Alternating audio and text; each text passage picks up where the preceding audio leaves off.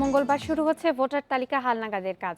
প্রথম ধাপে ১৩ মে পর্যন্ত নেওয়া হবে ৬৪ জেলার ১৩৫ উপজেলার তথ্য। তৃতীয় লিঙ্গের ভোটার সহ এবার ১৬ বছর বয়সীদেরও তালিকায় অন্তর্ভুক্ত করছে কমিশন।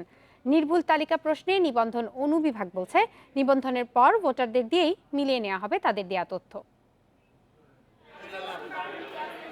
দেশে এই মুহূর্তে ভোটার আছেন ১০,৪১,৪২,৩৮১ জন।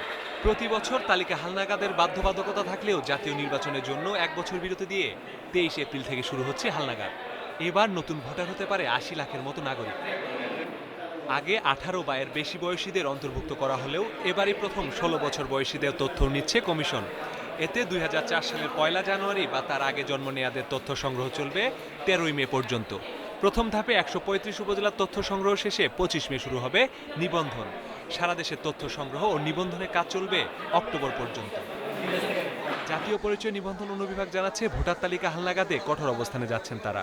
রোহিঙ্গা প্রবণ এলাকায় রয়েছে বিশেষ কমিটি। এবারে প্রথম দেয়া হচ্ছে তৃতীয় লিঙ্গের ভোটার হওয়ার সুযোগ। বিশেষ কমিটিও গঠন করা হয়েছে যাতে করে কোনো রোহিঙ্গা অথবা বাংলাদেশের নাগরিক হওয়ার যোগ্য যারা না, কোনোভাবেই যেন বাংলাদেশের নাগরিকত্ব পায় না। এসব উদ্যোগকে সাধুবাদ জানিয়ে তালিকা নির্ভুলে সর্বোচ্চ গুরুত্ব দিতে বলছেন বিশ্লেষকেরা।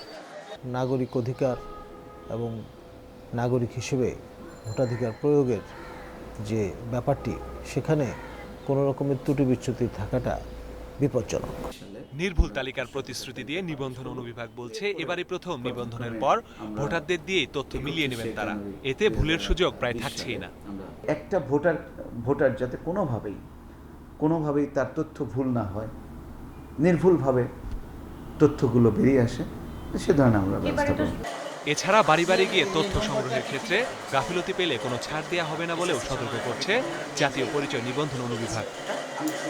Masudur Rahman, independent news, Dhaka.